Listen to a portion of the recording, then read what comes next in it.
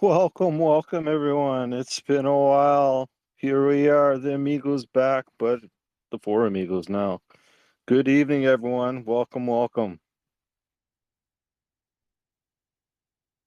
Yeah, so just I think like it'd be fitting to just sort of say what the convoy meant to me. Um, what it meant to me is that Canada's pertinence on the world stage has reemerged. One could say that the impertinence of the Canadian ethos was quashed with the Avro Arrow back in the 60s. We had an F-15 fighter jet equivalent that was produced in the 60s. It took 10 years for the Americans to catch up. We were told by the Americans, you cannot outshine us. You will acquiesce, and they burnt and blew up all of the prototypes of that plane. Okay, Canada is in the shadow of the United States. It's very important to understand that. We are brothers, we are sisters, but we do fight, we do have disagreements. That's fine. Now, why is that important? Well, it's very important because that's when we just decided to play second fiddle, right? So if we play second fiddle, then we have a big problem going on because it's going to require all Western democracies to work together towards whatever. If we have hegemony and all kinds of horse shit going on, then what's going to happen is that you're going to get one side of the equation being proponented. We can see that dissolution now with the dissolution of the pertinence of the United States worldwide. We have problems, okay, but we can all solve it because we all own our countries, right? I own 1/40 millionth of this country. Americans own 1/330 millionth of their country. This is our countries. We consent to have governance. We consent to have good governance and all of this. But where we're at now is that we're seeing that there's malfeasance afoot. The Maui fires, the Kelowna fires, Shuswap fires up here in Canada, BC, Canada, where I'm at. We have problems. The people can't help the other people.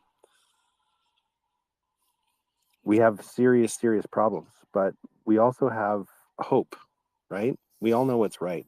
A baby isn't born wanting to cry. A baby is born wanting to smile and laugh, right? So we have that goodness, that light on our side. It's almost like we're being birthed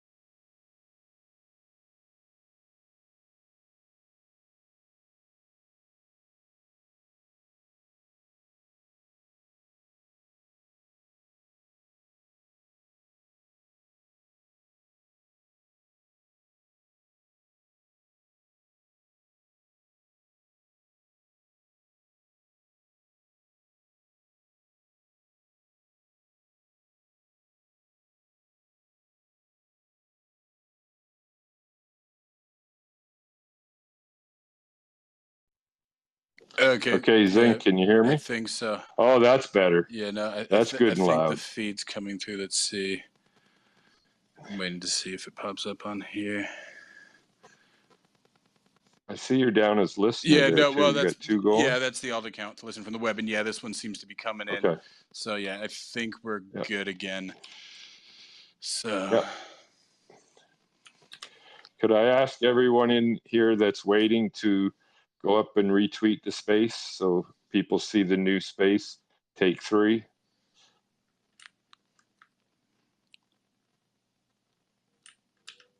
Yeah, I'm trying to update all the streams. Hopefully, they're still, I think, safe. Let's see. Did it stream?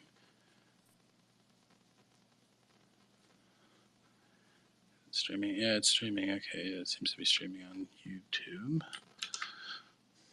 So I'll put that link here in the nest in a second.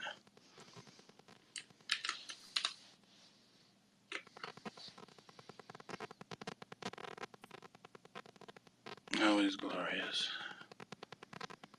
Just trying to fill dead air, guys, because I just need to check, make sure everything's streaming out there. Typical technical stuff. So let's see. So now I'm going to put the streams up in the nest as well too. Let's see. A second here. So yeah. So technically, yeah, the streams still have some of the stuff we were talking about earlier, so we can kind of leave it at that and, you know, have that there. So tier 6, I don't know if you can hear me, if you want to start bringing up Wogpog and Mike there. Yeah, it's working out. Yep. I've sent them both invites. Here comes Mike. Chubba, do you have a USB? Yeah, let's see. Yes. Okay, we got the co-host going. We got Sophia. Zink's on. Just got to get Chaba back in here. It's take 3. Okay, so what you need to do is drop the link to this space. Drop the link to this space inside of all those other shared tweets, TR6, and you're going to want to mute in between your talking points. Yeah.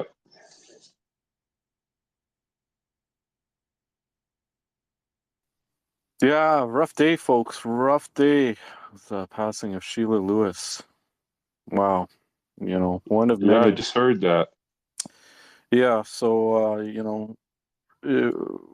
that's what, reminded me of the truckers. The truckers convoy was the lance that really brought Canadians together from coast to coast, from overpass to overpass. We saw hundreds of thousands of Canadians line up in the middle of winter of all times in this great white north, right? So, it's really important that we give attention to all Canadians that took part in this historical moment in Canada, right? Especially now, because it's been designed to, finally they're gonna tackle us one at a time, right? And that's where we all get all mixed up and lost in the equation here, because then the battles become personal and individual on an individual case, right?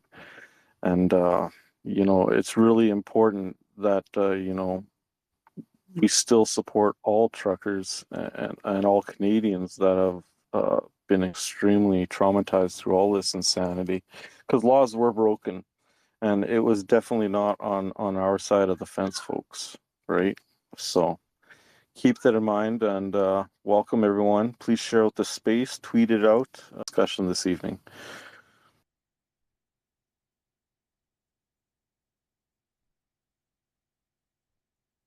So let's speak a little bit about like what was the convoy to you, and I'm not going to diatribe like I was earlier on that 15-second recording that we had. Let's talk a little bit about what does the convoy mean. Well, what does the convoy mean? It meant a worldwide. People saw what we were doing, how Canadian it was, how peaceful it was, the cleanest that Ottawa has ever been. Homeless people fed, everybody taken care of. It was a magnanimous moment to Canadian history.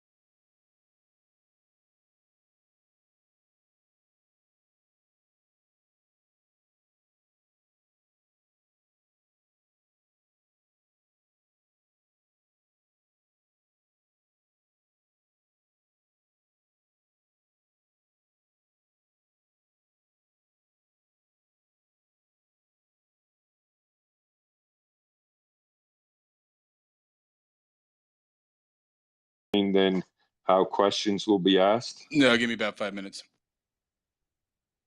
Yeah, so let's just go. I'll pick that up where Okay. things left off there because we already have sort of organized the space.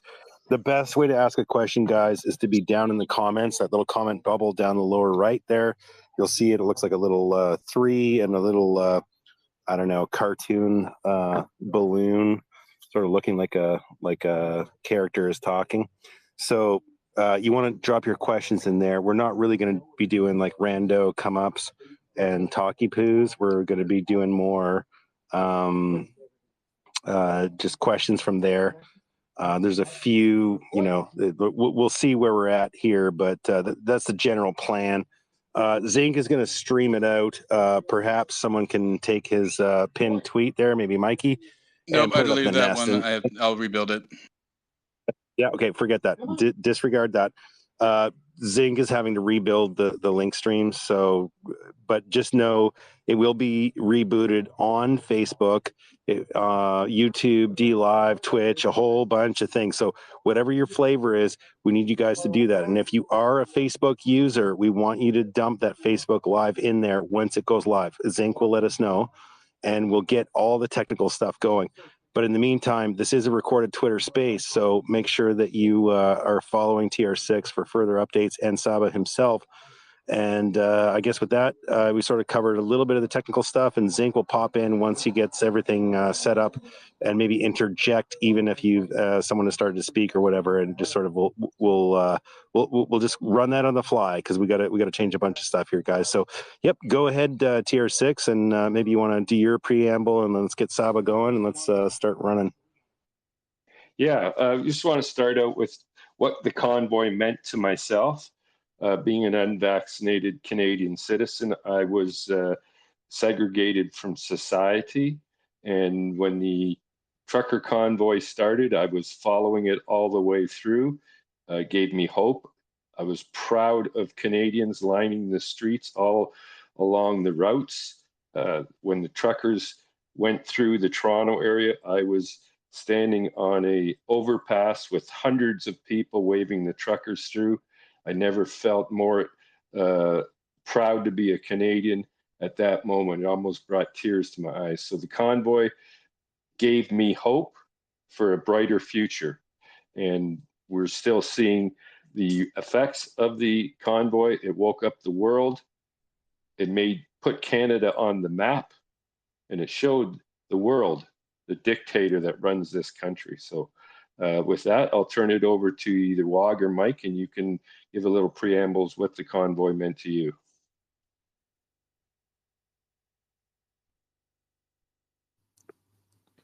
Well, it's I can't even put it into words because it's opened up so many more doors of possibilities of getting through this insanity, right? It's hard to put something so powerful into words, really. Like Wogpog said, Can Mikey in hear me? Canadian Can anyone history, hear me? definitely. You Yep. can't hear Mikey. Yep. Yep, we hear you. You can't hear Mikey. Yeah, no bueno on my side. So like I was saying, in the moment in time in history, yeah, like, everything that precluded, to our current point in time now, is an important part of history. But there are monumental moments in time as well too, and by far, just like the Great Wars on our battles that we had there, once again Canadians rose up, right?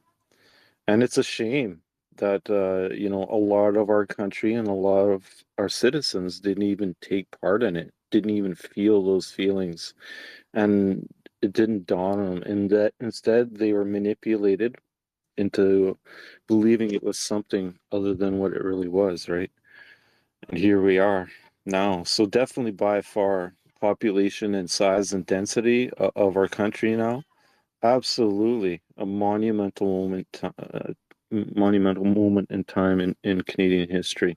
Let alone, once again, we went global with it too. So there was nothing more proud and honorable to see our nation's flag rise up in another country.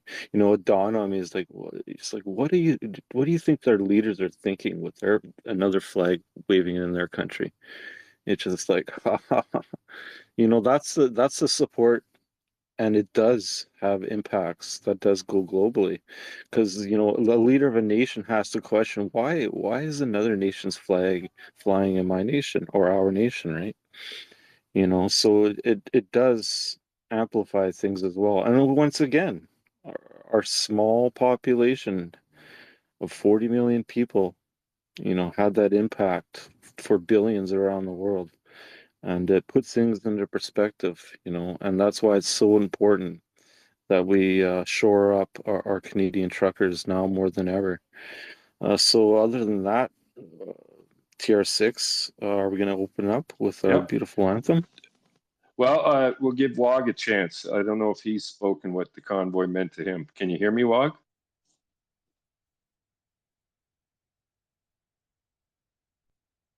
No, he's definitely Okay, he broken. may be Boot headed. him down because I don't see a microphone on him. So Okay. kick him down. So yeah, real I'll quick. boot him down and bring him Everybody, back. we're just going to try and Uh, run with you- this. you- Yeah. So up in the nest, I put all the links. We have Saba's Give Sin Go. We'll find out more about him, but that's part of the links up there.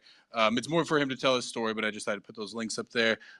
So yeah, there's a chat out there for on the Rumble. That's the primary chat. There's also Twitch.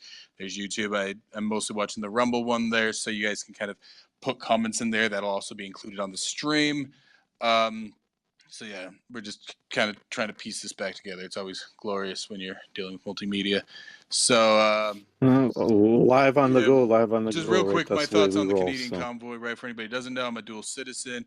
Americans don't pay a lot of attention to what's going on in Canada. Even more so, if you know any New Yorkers, they never pay attention to what goes on outside of New York. But I think the most significant thing to me was there was a point at which there was a protest marching across the Brooklyn Bridge, right, one of the most famous bridges in the United States. There, of course, carrying a larger American flag, but carrying a slightly smaller Canadian flag, right? So that was the significance of the convoy, right? It's that no offense to New Yorkers, but yeah, quite possibly the most myopic population in the United States was paying attention to what was happening in Ottawa. I'm pretty sure a lot of those people didn't even know where Ottawa was before this point, but kind of that point where you had Americans paying attention to what goes on in Canada in quite possibly the first time in American history since maybe the War of 1812.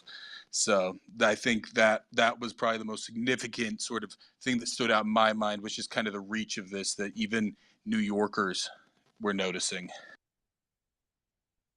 Yeah, so on a side note, you were dropping pretty frequently for me there, Zinc. So I just want emoticons only if Zinc was dropping for you. If he wasn't, do not react. Can we get any emoticons if Zinc was dropping for you? We're trying to measure the audience reception value here. Anybody? I know it takes 10 seconds, so just reminding you if you saw any. Nothing from everybody. Okay, if you're hearing the space correctly, we want to see emoticons, thumbs up, 100% or whatever. Doesn't matter. Thumbs down. We don't even care. Just, okay, there. Everybody on the speaker. Although you are breaking up Yeah, a it's little it's bit you, there Wog. now, It's Walk. you, Wog. If anything, it's just you. Wog Pog. Okay, It's You've you. gone robotic now. Yeah, it's Okay, so I just want to break in here. We're not taking speaker requests, so we're going to move over to Mike. Mike's going to play the Canadian National Anthem, and then we'll get started. well, let me just say a little bit about why I think that the convoy is pertinent. I don't think that Canada has really been on the world's main stage, hardly if at all, during the past 60 years. For me, it was a pride moment because it wasn't only us. We were getting messages from all over the place. And I think it was a real worldwide rallying point in the style that we did it in, the humor that was happening. I mean, it was really it was a watershed moment, right? So, but anyways, I'm not going to go on and on about it because I'm pretty emotional about it, and it's very important to me, and I'm very proud to co-host a space with the last trucker standing. Okay, Mike, go ahead.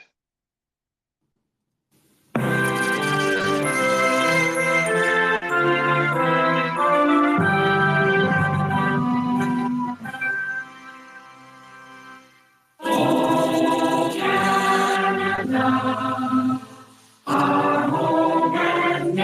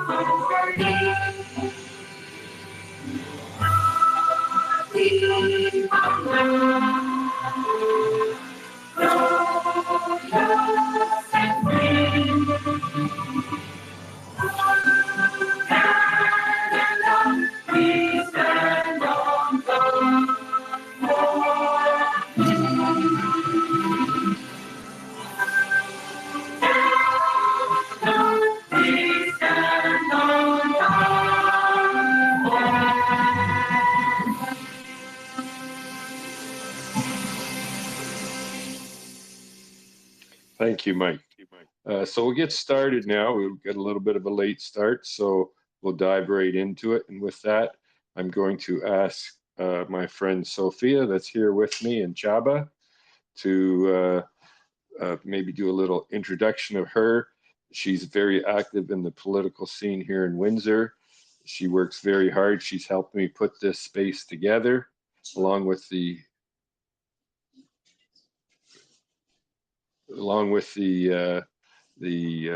amigos. So I'll turn it over to Sophia and go ahead.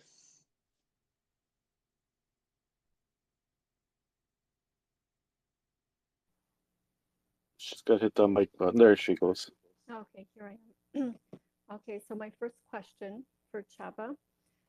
Our elected representatives have been absent, silent, or unresponsive to the concerns of the majority of Canadians. While you were in Ottawa, so many people shared their pain with the truckers that your trucks became known as confessional booths. Tell us about the heartache you heard, and what did our fellow Canadians share with you? Hi, everyone. Yes. Yes, my truck was a confession booth over there. It's true. I got so many desperate people coming, sharing their story with me, telling me about who they lost in the last few months, year. Most of them because of the vaccine. Some of them, they commit suicide because they was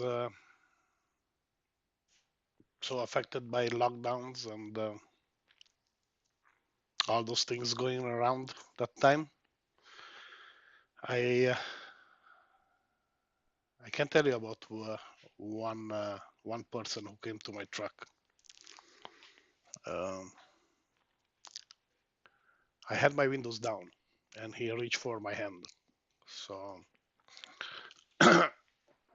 I grabbed his hand. The guy was trying so hard to hold back, to do not cry out loud. And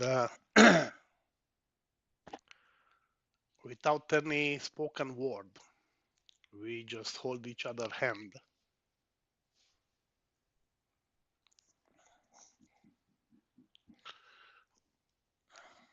I will say for about 3 minutes or maybe more.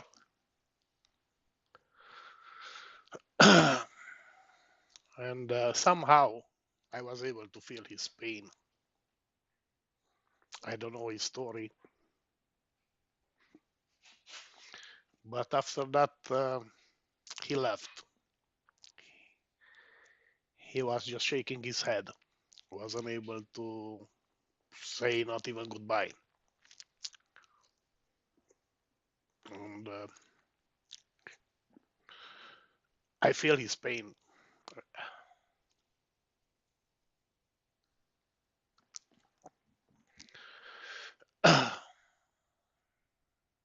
Yeah, I'm sorry. I just get a little bit emotional. I get it, Saba. The Let me thing ask is, you a I question. still Let me feel ask you a his question, pain Saba. even now. Yes, go ahead. I was just gonna say, so it sounds like there's some kind of history here. Like I hear an accent and stuff, and I don't want to judge you or whatever, but can you speak a little bit about your background and maybe where you came from, and then maybe that gives us a little bit of lens of why you felt so moved. Yeah, I know. I have an accent. because I born in Romania in 1971 in a Ceausescu communist regime, and that's why I have an accent. I'm also a Hungarian. I'm a Hungarian by my nationality. My mother tongue is Hungarian, and I came in Canada in 2000.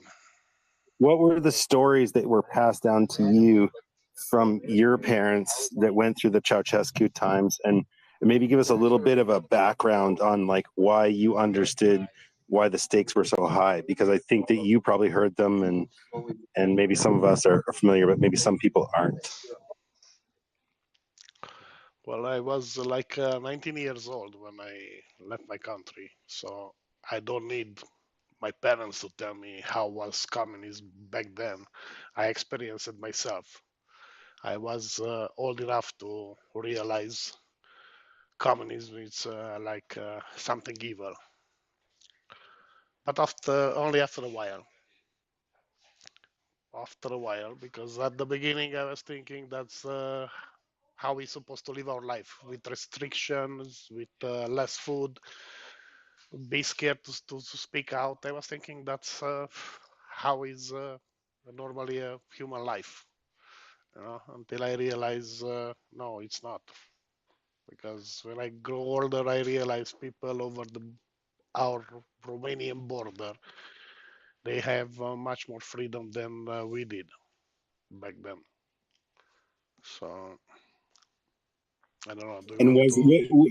was there? Did you see the incremental gain of power when you were growing up? Did you see censorship, propaganda, groupthink? Did you see illustrations of that as you were growing up? Of course.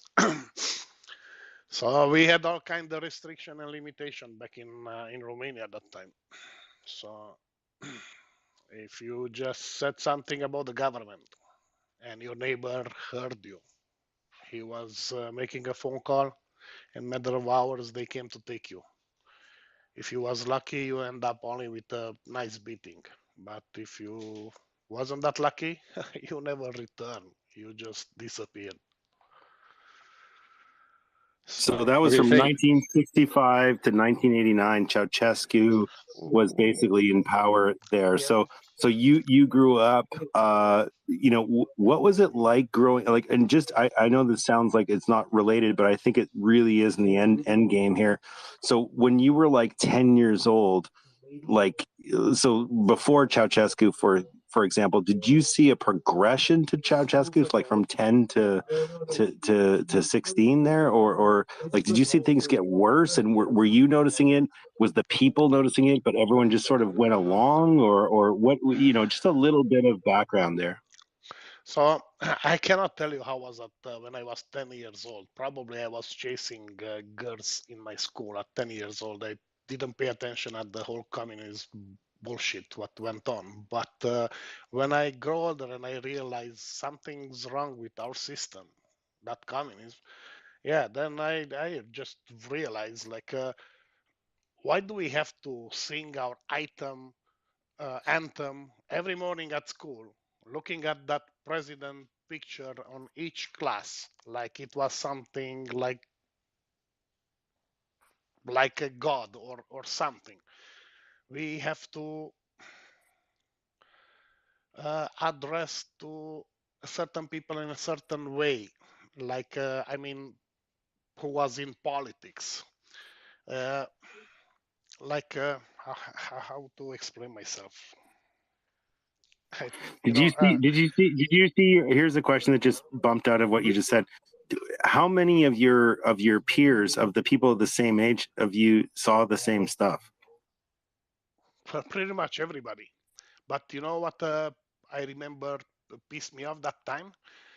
For some reason, in the Romanian culture, it was some kind of like like how to say that, like a few words what people I heard them repeated many times, and even today when I remember, I get so angry because all the time the government, the system came up with some I said I'm not gonna swear, but can I say bullshit? When they came up with some bullshit, You know, instead of Romanian people to say, okay, that's enough, they was just keep saying like, that's okay. We hope, let's hope it's not going to be worse than this. And a week after, something bad another bad restriction. Let's say until that you was able to just walk in the store, buy a bread and just walk out. After that, they came up like, okay, you can buy only a quarter from now on. And people, they was okay also with that. Okay, just let's hope we still get this quarter of a bread and they are not going to cut that in like half of the quarter. You know what I mean? So they was willing to accept all that bullshit what was keep coming to them. And So yeah, my point with that, Saba, and I'll tell you why I asked that question, is what we call a war of attrition.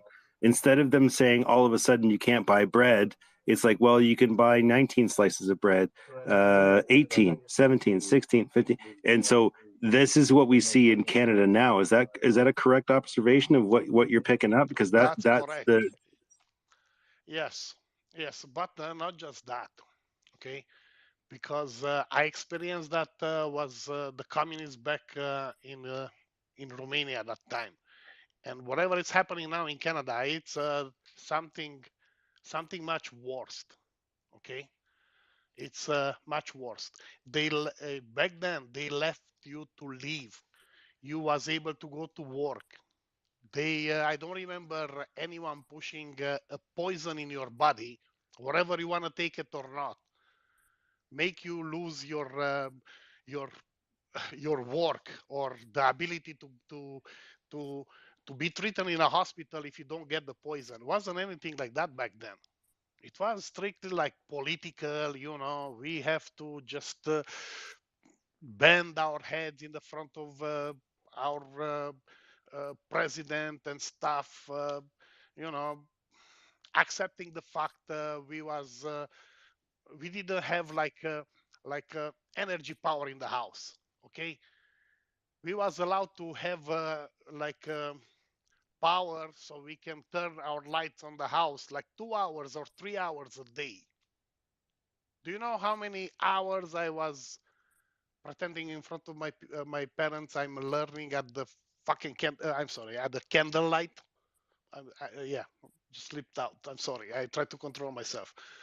So Or what is that, Saba? So what was the thing that? So you said that like not being able to leave your country, not being able to leave your country. Yeah, go ahead.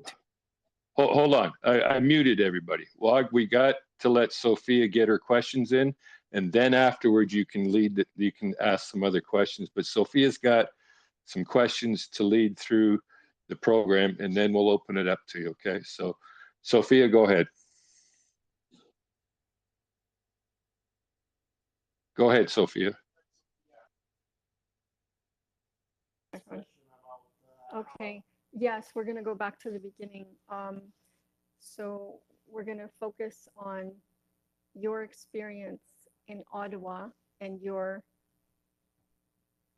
confessional booth and the sad stories that our fellow Canadians shared with you. Yes, I just told you about that growing up.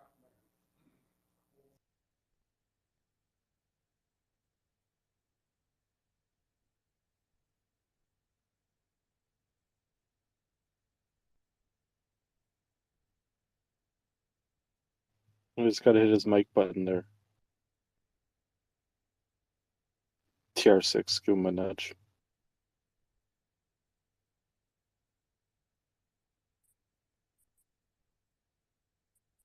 Well, in the meantime, everyone should be retweeting the room. I'm only seeing 18 retweets. There's 61 people in here. yes. Hashtag Freedom Fingers. It takes about 3.5 seconds to do that. Please retweet the room, guys. And I mean, it really is the least you can do. And then don't forget to look at the links and stuff. Zinc has all the links in there. Please put it on Facebook. He has the Facebook link. Click your thing if you're one of those integrators into Facebook. Do it on Twitch. Do it on YouTube. Do whatever. But just please spread the word here. There should be more. Should be 1,000 people in here, and I think this take 3 thing speaks for itself. But back to the host there.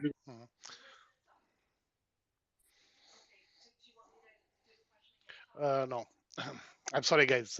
I just running some difficulties. I forget to turn on my mic. Yeah, so I give you guys on that example about that grown-up man. I didn't know from where he came from. I don't know his name, his age, but he definitely left me with, even today, with deep pain, you know.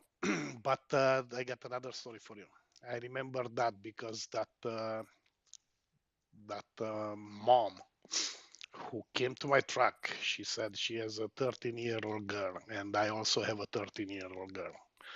She was telling me about she's playing some sports, and her girl took the vaccine, and shortly after, half of her body just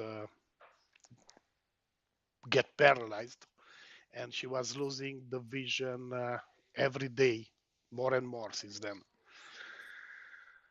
And I got so many other people telling me I just lost my wife a week ago. Uh, and a whole bunch of people who just confessed to me like if he wasn't for us, she will be dead, or he will be dead already. He was ready to commit a suicide. So what we did with our convoy, we show up in Ottawa. We just give so many people, not just in Canada or in Ottawa, we give hope around the world, because the amount of attention and the text messages I get on my phone from basically all over the world, it was like incredible.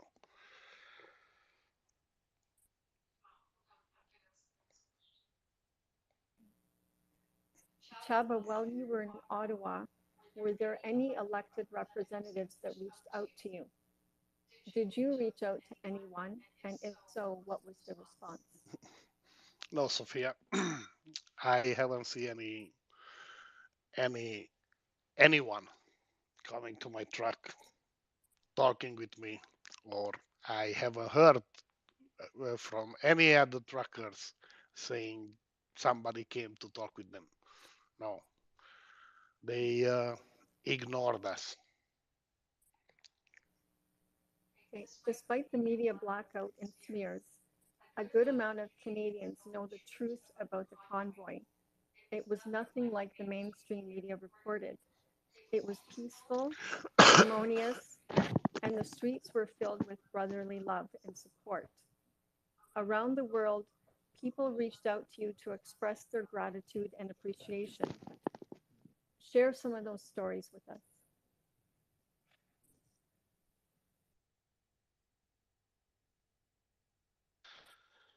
Yeah, so like I said, when I went up to Ottawa, I didn't know what I'm gonna find over there, what it's gonna be. And the unity and the love, what I saw from people, it was like something incredible. Many times I was asking myself if I just died in an accident on my way back to Ottawa, and now I'm in heaven, because it's hard to believe. Actually, let me describe that in with my words. Okay, everyone, I guess, he can imagine about a place somewhere in the world, like a very nice, beautiful, peaceful place with nice people, you know. And but I gotta tell you, what I experienced in Ottawa, it was like 100 times more than what I ever dream about, a safe, nice place somewhere in the world. You know, it what I saw over there, that completely shocked me. Over there, what the media said, like we stole the food from the homeless and stuff. That's that's completely wrong. Trust me, over there, everybody was a giver. At one point, somebody walked up to me, and he gave me an amount of $10,000. He said, "Keep it, Chaba, for yourself, or do whatever you want, or help others." So I stepped out, and I was spreading the money left and right. At one point, I returned to my truck because it was like very, very cold. I remember an old gentleman walked to my truck with a box of pre-donuts, and he asked me to take one. He was very uh, very poorly dressed, so you can see the guy wasn't rich at all. So probably from his pension, he had some money left, and he just afford to buy some donuts just to go and give something to somebody. So yeah, I take the donuts from him, and I also give him $100 bill. He was completely shocked. He said, "No, he doesn't want it." I said, "Yeah, please take it. You deserve it." And you know what he said? He told me he's gonna find somebody and he's gonna give it to him. So if he wasn't for that convoy to end, if he was going on even today, I'm pretty sure that $100 will still circulate from a person to a different one and keep circulate all around, even now. So yeah, it was something, yeah, something beautiful.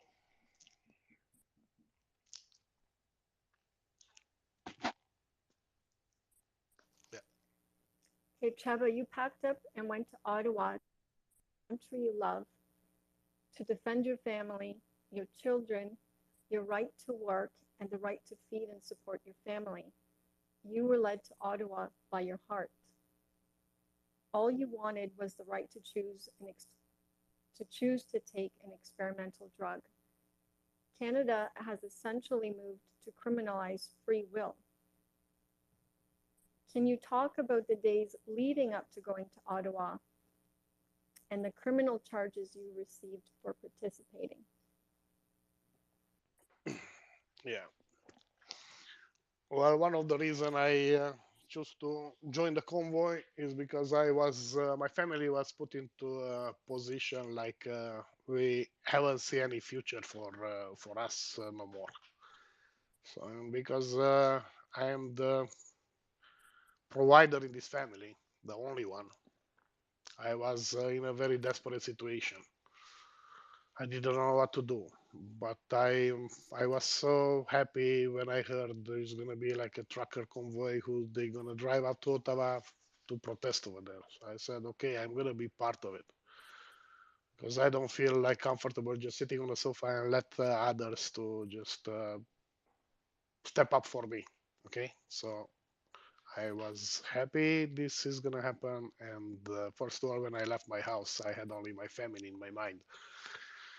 So I'm gonna go over there to protest, do whatever for my family. But probably you guys heard me saying that before.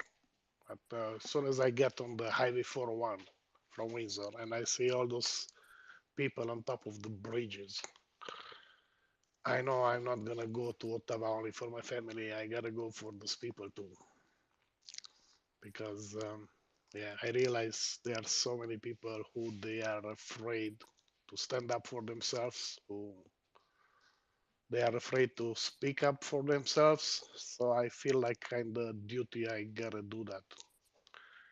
And on my way to Ottawa, I saw so many bridges full with people, with supporters, and yeah, that was also a motivation, an extra motivation for me. And because I spent that time peacefully protesting, spreading love and hope, listening at all those people who at the end they also begged me to stay there for them. And of course, just like other truckers, I promised them I'm gonna stay. And I really mean that when I promise something. So I end up to get a very spectacular beating at the end without any resistance from my end. Just simply decide I'm gonna let them take me, because at the very last day I was parking in front of the parliament, and I get down from my truck. I was on my knee. They take me. They beat me pretty badly, and they arrest me. Now I'm having like 4 criminal charges. One is resisting arrest. I got like 2 mischief, and the fourth one it's about honking or something like that. And yes,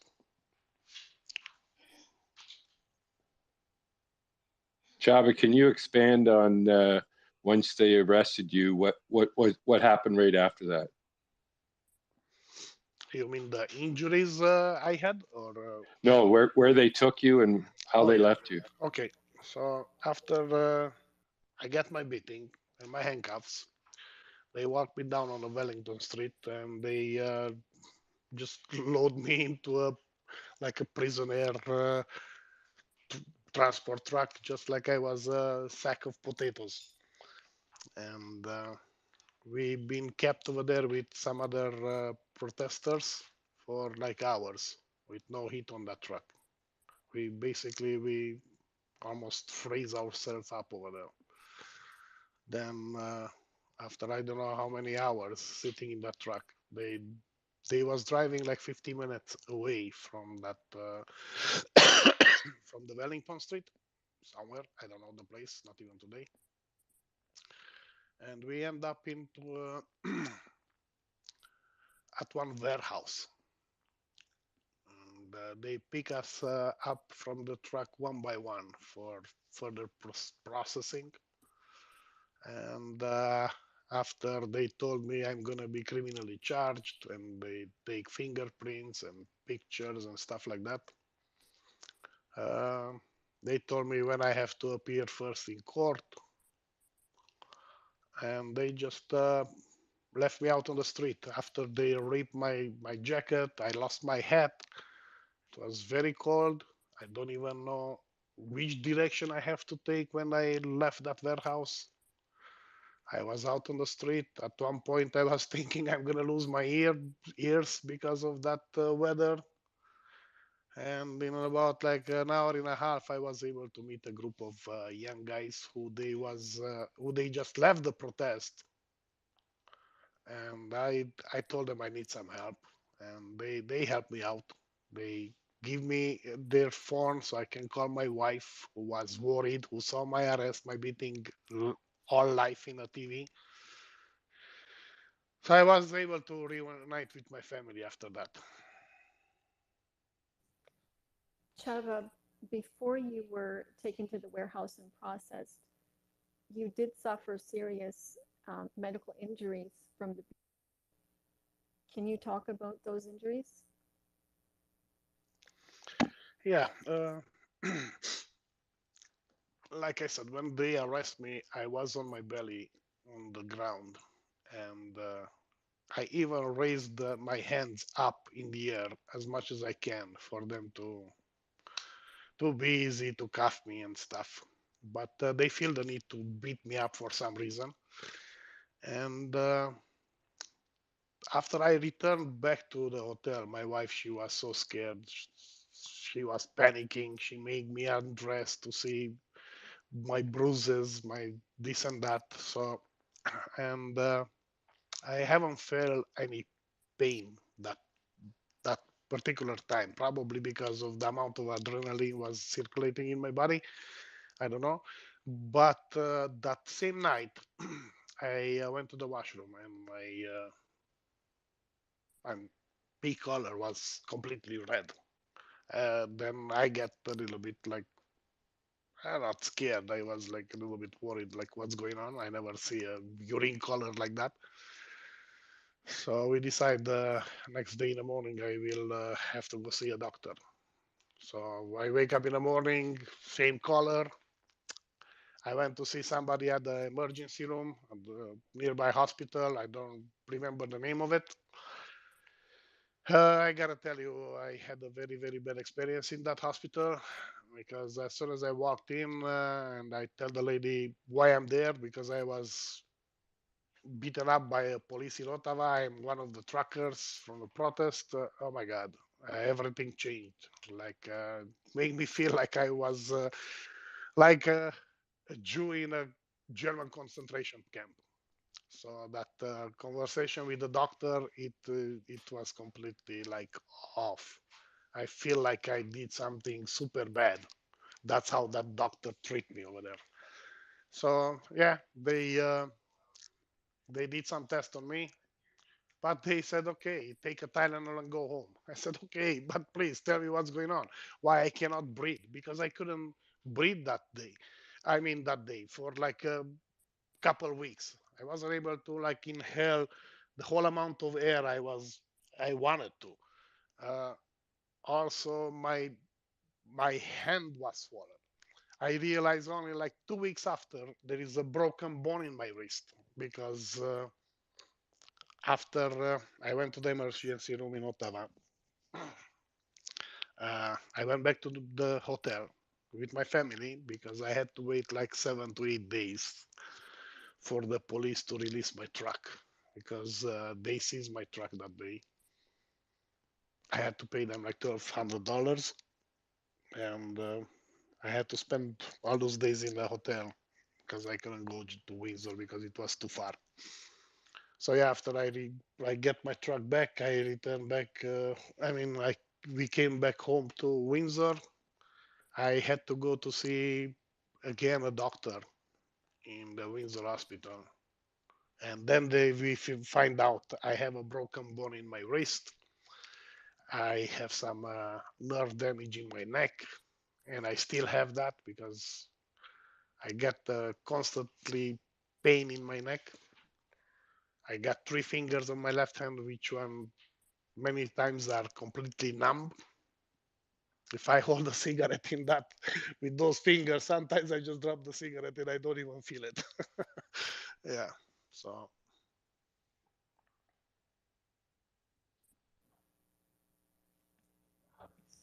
Okay, Chava.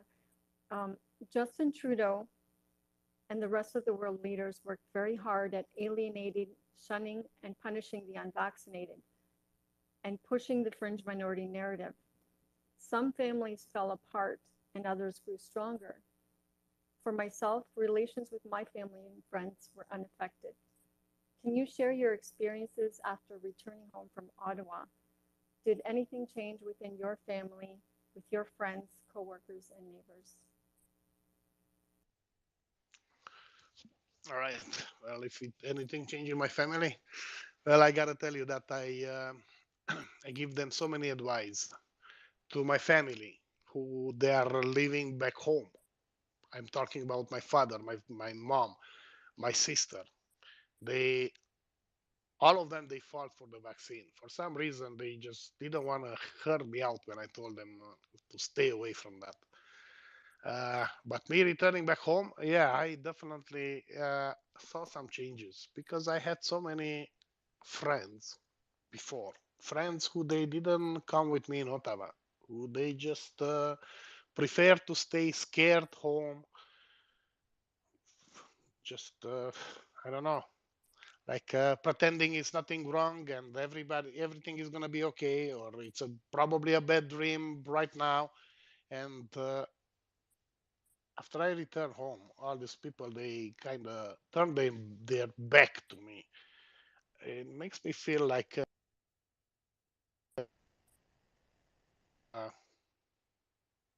yeah, I. But if I saw one of them is willing to talk, we are talking, blah blah blah. But no, it's make me feel these people are afraid to have any, yeah, to the to have any interaction with me.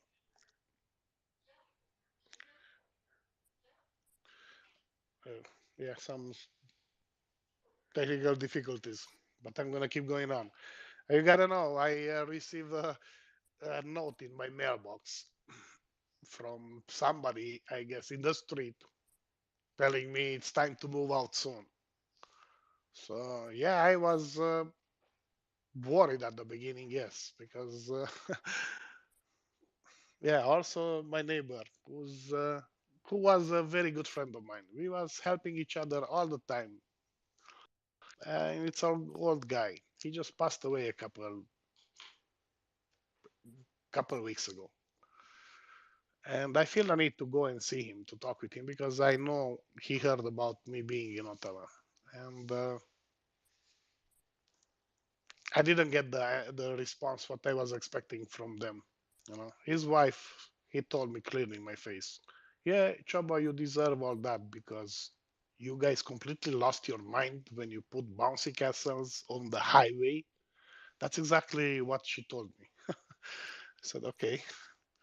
So yeah, everything, my life changed completely. I gained so many friends, probably around the world, all over Canada. But I lost the very close ones, what I was thinking they are close to me.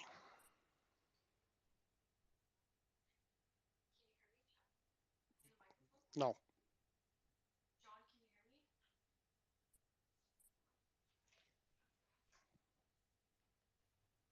She's got to hit her mic button there. Tier 6.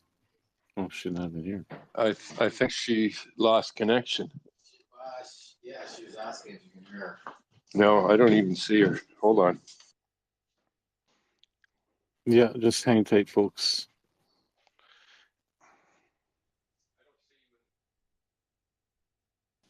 Yeah, I think she lost You know, connection. I don't see yeah, her. I remember you. I remember prominently, through hosting Twitter Spaces and whatnot through the Convoy. You are one of the ones that did stand out. I'd like to bring to light too, right? I did see you on a few clips here and there too. So it is kind of honorable to actually meet you finally and help you in this cause too.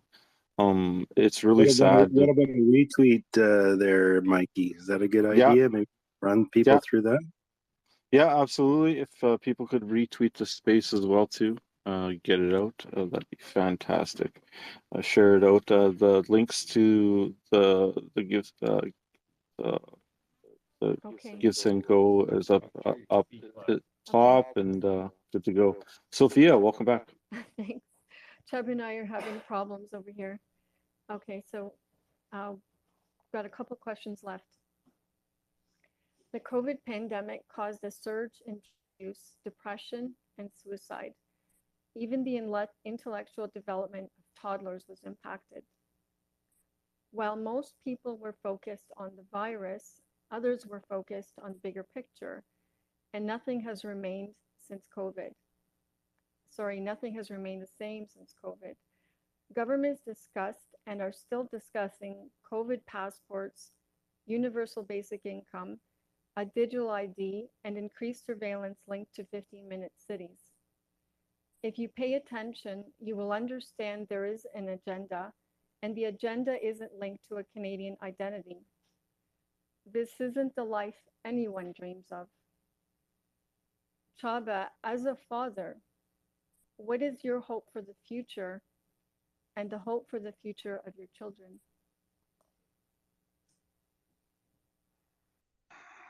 Yeah, that's a long question, Sophia.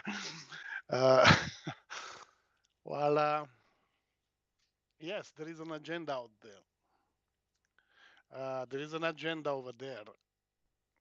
I'm uh, I'm sure you guys not gonna hear that from me for the first time, but they wanna kill us by 2030.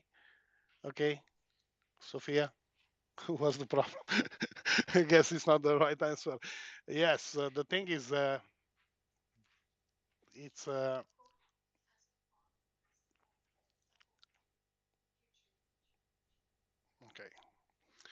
Well, yes, I want to put this in my answer, Sophia, because yeah, that's what worries me. Because these globalist mother people, okay, they try to kill us by 2030. And I'm so worried about our future, about everybody's future. As a father, what can I say? I got two girls, Okay, and I will do everything in my power to keep them safe and make sure they're gonna have a good life. The thing is, it's not gonna be an easy. We are under attack. Okay.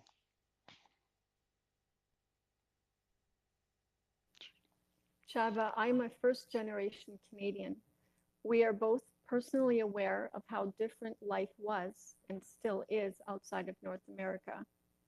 For decades and for so many, the United States was the height of hope, promise, and prosperity. How different was life growing up for you? Do you see any parallels to what is happening now? And what message would you deliver to the young people listening? Okay, Sophia, you have such a long questions. Okay,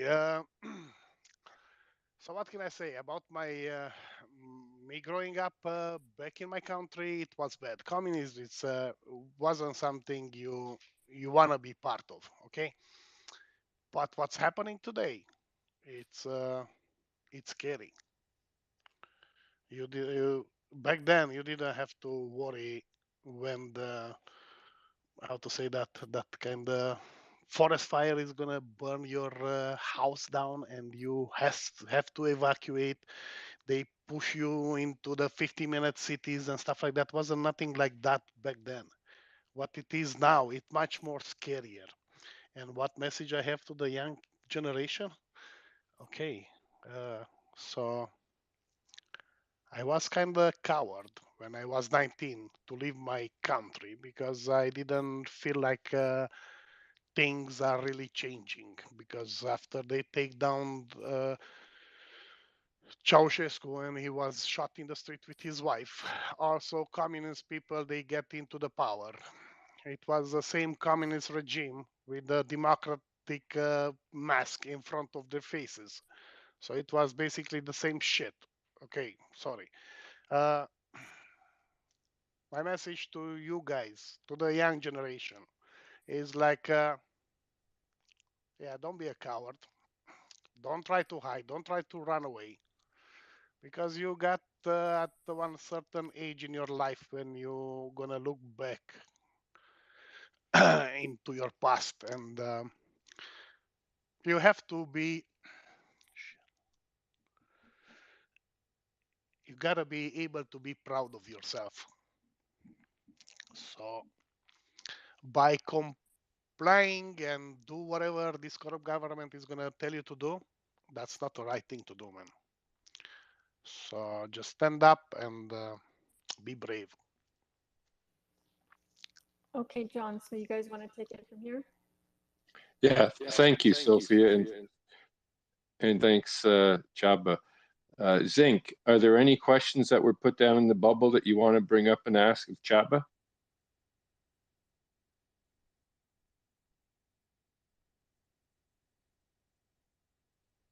Zinc, are you I there? don't believe so, Oh, there you sir. go. My microphone was muted. I don't think I've seen any so far. Okay, if anybody down there has questions, the process is to put it in the bubble and Zinc will ask the question. So while we're waiting for that, Wog or Mike, have you got any questions for Chaba?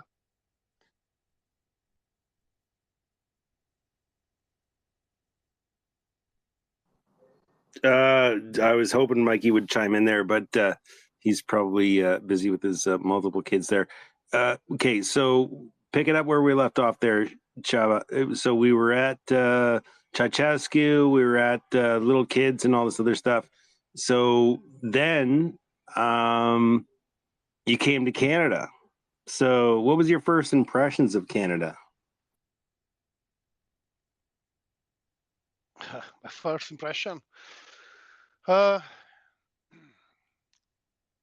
I like it. I was kind of scared to leave the airport when I arrived in Montreal. I was looking through the windows out and I didn't speak any English. I saw all those huge taxis and stuff like that, what I saw back home in movies, and I was just, oh my God, I was really scared to leave the airport for a while. Then I was able to start meeting people. Everybody was smiling on the streets. We didn't get used to it. Like you walk on somebody in the front of somebody's house, and he just suddenly gonna tell you, "Hey, buddy, how are you?" It was something new. First, I was kind of scared because I didn't speak any English, and I tried to just look down on the floor and not to look at other people. So I was afraid to have any interaction with them. But yeah, it was Sure. everything nice. Like, oh my God, like get my paycheck, and it wasn't a big paycheck. My first one was like You could probably do $300. you could do what you wanted. You were free. There was no feeling of oppression, right? Correct. Yes, and also I saw all these nations, all those different colored people. You know, I was like, oh my goodness, how nice.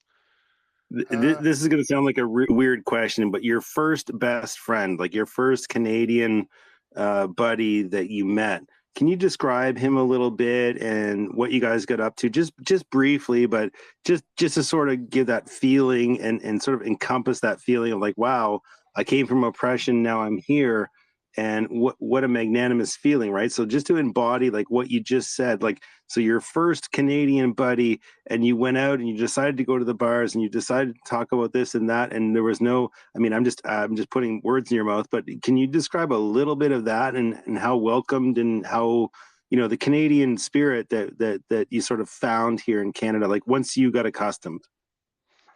Well, it took me a while to make a Canadian guy a friend of mine because you have to be able to talk a little bit, right? That took me a while because when I came in Canada, I was a little bit different than the rest of the immigrants, you know, who they are going and stay on the uh, social, the social department to pay for them and be able to go to school to learn English and do this while I get some money from the taxpayers' money, right? But no, me, I came in Canada and I guess in like a week or two, I was already cutting grass in Windsor and up in Leamington area, you know. So I wasn't able to go to school, so I picked up the English a little bit like slowly. I couldn't go to school. Just I had to work to sustain my family. But yeah, when I finally was able to interact with somebody Canadian, and he actually like he didn't pull, he didn't push me away because I was like an alien, right? That was a good feeling, like because you should know back home in Romania, because of my Hungarian nationality, uh, many years of my life went also fighting and stand up against those Romanian people who they was uh, didn't try to treat me well because of my Hungarian nationality background. And yeah, I didn't experience anything like that here, like to be cornered because I came from Romania or because I had some difficulties ordering food at the at the fast restaurants, but other than that, yeah, it was But for me. overall, Canada was a good. overall, you were welcomed into Canada, right? I mean, like I you, definitely was, yes. and everybody just sort of accepted you, and it's like, okay, this is a new guy, whatever. He doesn't speak much English or whatever. So, you know, I had the same experience when I was growing up. There was a guy that came into the school, and you know, many people didn't understand what this guy was coming from, and you know, it actually went down to a fight in mechanics class, and like the bullies thought that he wasn't going to have anyone to stand up for him, and then you know, I stood with him, and then we created a lifelong friendship through that.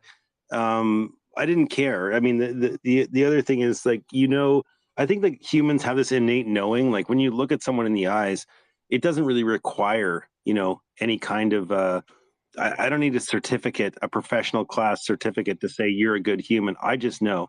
But then again, just before we go back to you, Saba, just to remind everybody, please retweet the room, especially if you have those followers that are so valuable and presented here. And it might be off of your own topic, but just do it. I mean, it's this is Canadiana encompass.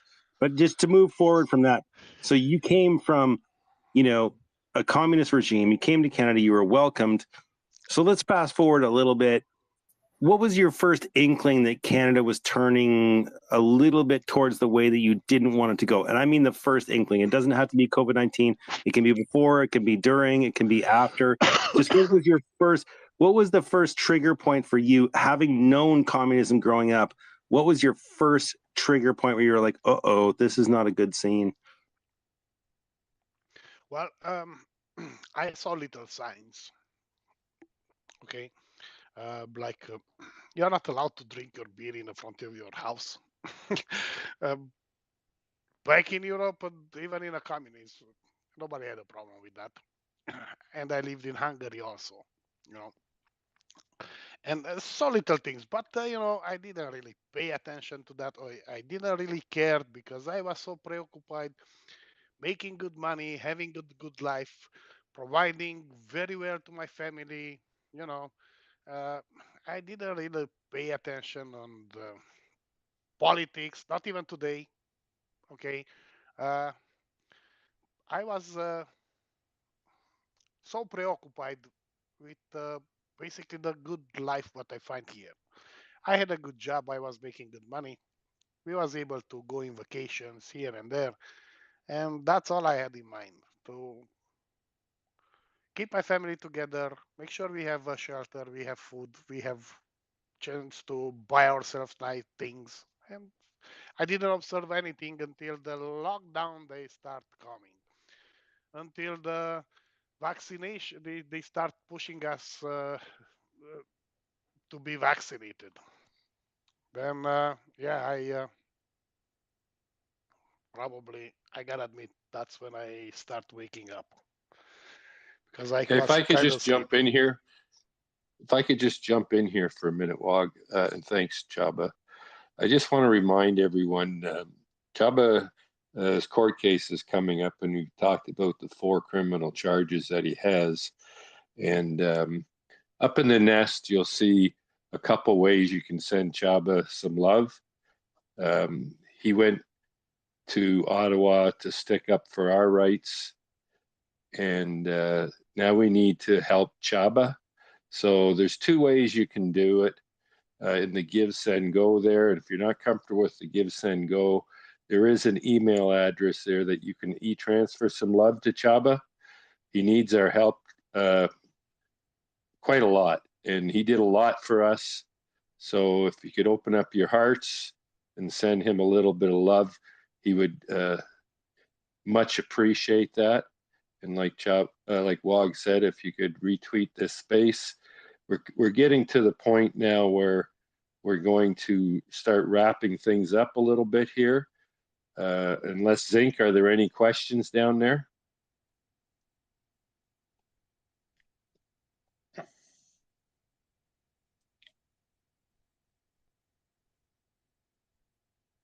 He's running the show there in terms of producing there. TR6, he's probably pretty busy.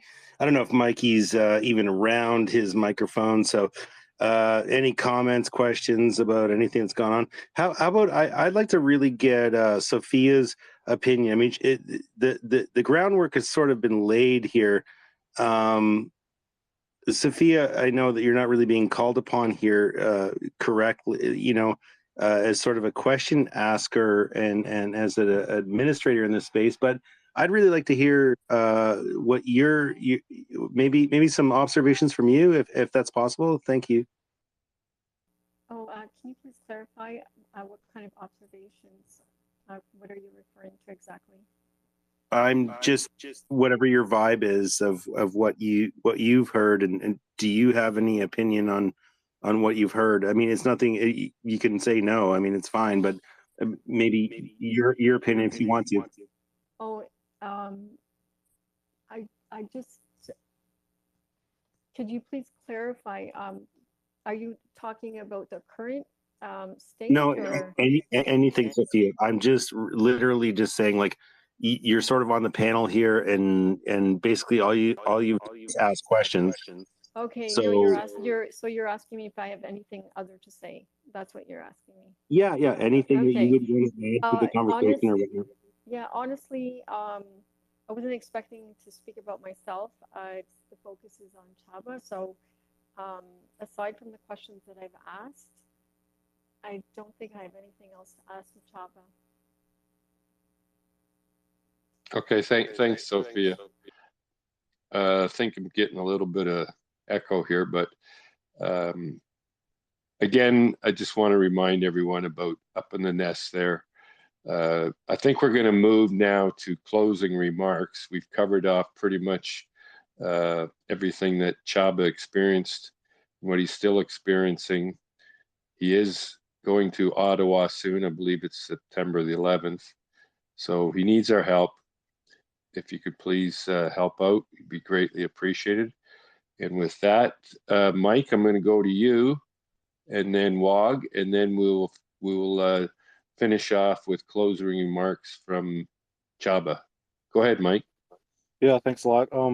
I'd just like to reiterate to everyone, now that the convoy is over, the battle still continues, right? And this is where these court cases, when brought to our attention, we're able to actually support and help out, right?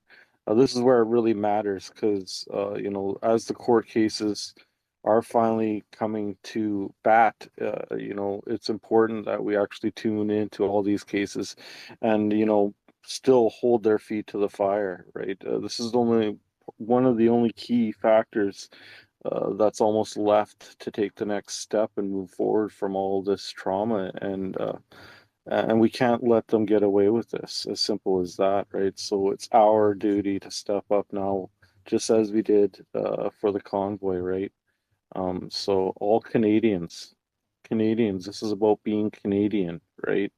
And had that environment in Ottawa continued, people would have started questioning, well, why don't we have that in our community? Why can't we feed our homeless? Why can't we have that peace and love feeling atmosphere once again? That truly Canadian atmosphere, right? That's what we're missing from society, folks. And that's what, you could see the extreme to when he traveled to Ottawa, and then once he got to Ottawa, and then once he left Ottawa. So keep that in mind, folks. Thanks a lot for your story, and thanks a lot for being such a strong Canadian patriot. Well, I really appreciate you guys for everything you are doing for me, even for this Twitter space. It's nice. Thank you very much. I appreciate that. Hey, Mike, You're more than welcome, my friend. Saba, did we even cover? I mean, I've been trying to multitask while we're going here. Did we cover what happened to you? Like, I maybe I missed it, guys, and pardon my French if I did, but did we cover like what the communication was from the Freedom Corp and what the truckers knew, what they didn't know, and how you got arrested? Was that covered in this space? Well, I said a few words about that. Yes, of course. Can we delve into that? Like, what was the Freedom Corp actually in control of the convoy? Freedom Corp. It's like I mean, what I'm talking about is Tamara Litch and all the leadership people that we were told on the TV that were in charge of this thing. Were they in charge of this, or was this a decentralized movement? well, all I can tell you about that, I didn't have a chance to meet any organizers or these kind of people during the convoy because I don't even know they existed. Okay, so then did you when you got did you get a little letter saying that you have to move to Wellington or whatnot? Here we didn't really get into the nuts and bolts. Here is what I'm sort of trying to figure out. I know that TR6 wants to end this thing. I have scheduled a space to start at 7 p.m., but I'll start it right after this thing, where we can do an after space. But I feel like we're sort of missing a lot of stuff here. So when it came to the organization, the leadership of the convoy, as far as you understood it, it was a decentralized movement, correct? And I'm looking for a yes and no answer here.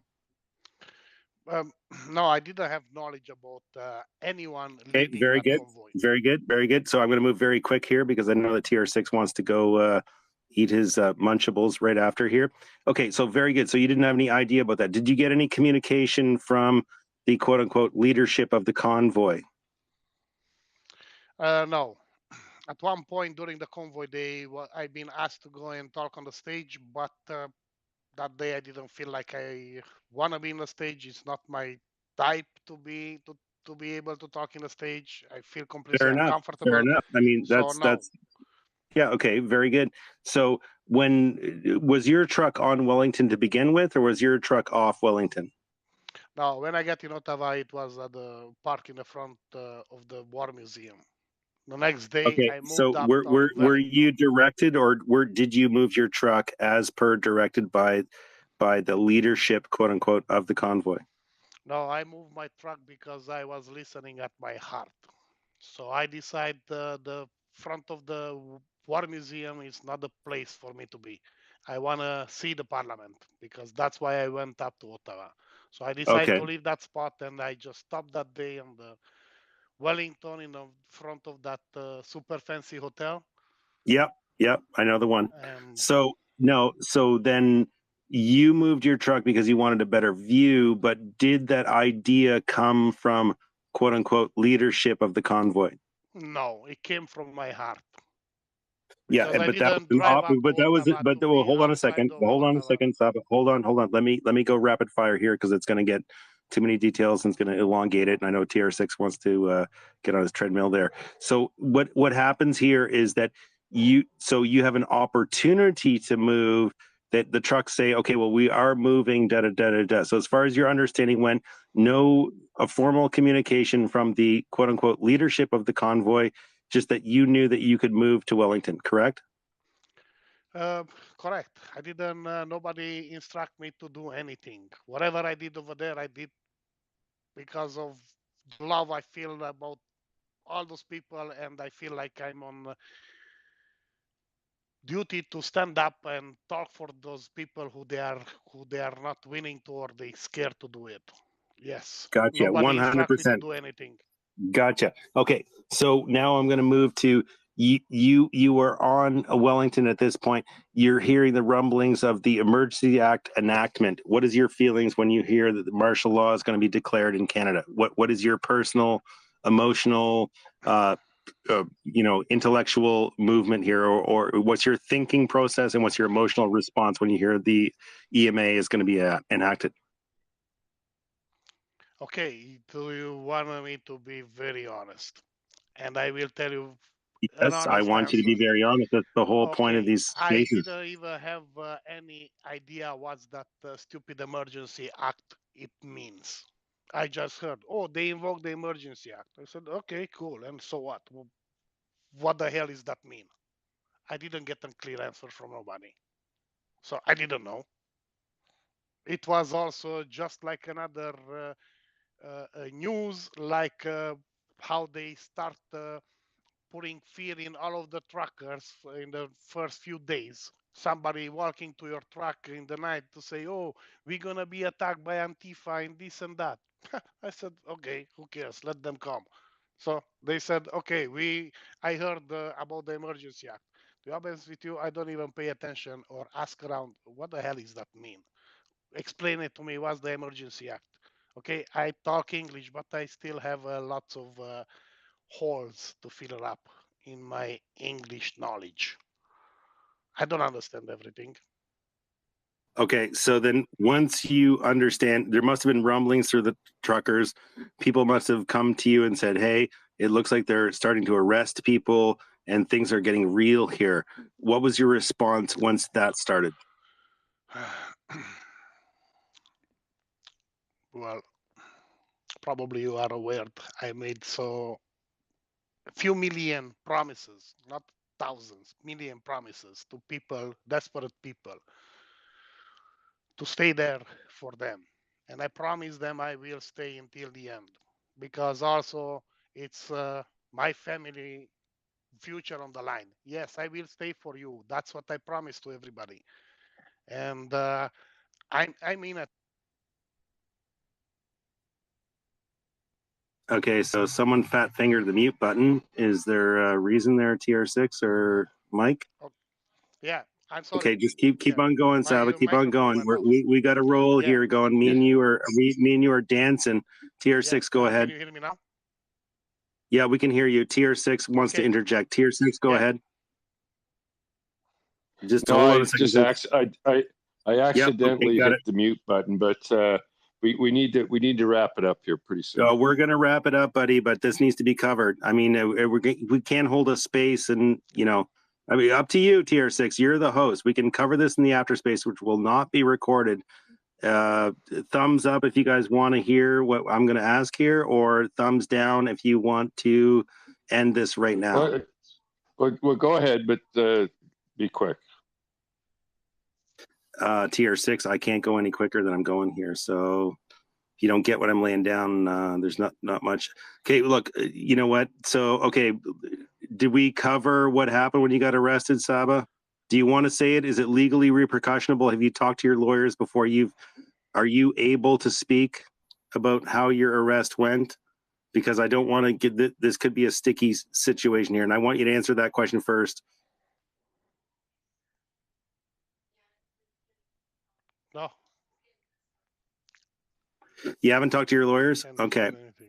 Okay. Let's just hold there. I'm going to yield the rest of my time here because I just want to ask a lot of like rapid fire questions. There's some important questions here that we didn't cover, but that's okay.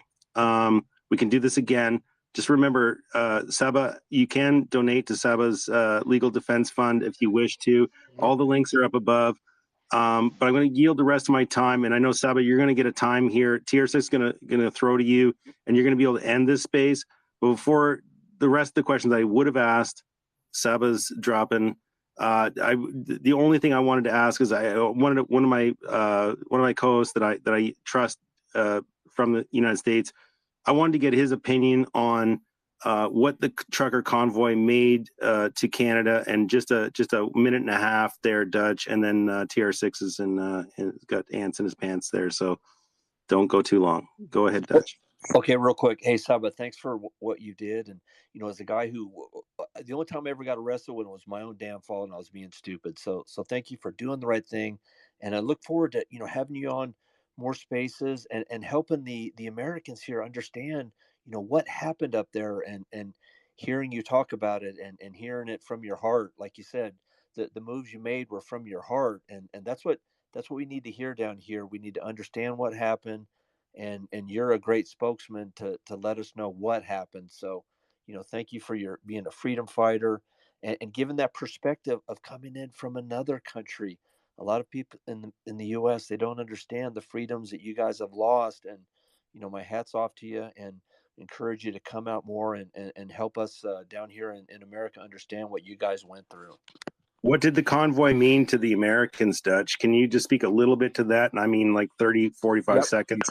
Well, what I can tell you is it gave us kind of hope, because during the lockdown, we saw that you guys were fighting back, and you guys were not putting up with it. You were getting out in your trucks. My mom was a trucker. You're getting out in your trucks. You're putting your families on hold. You're traveling across the country, and it was inspiration. It was hope. Guys, can you hear me? Can anybody? My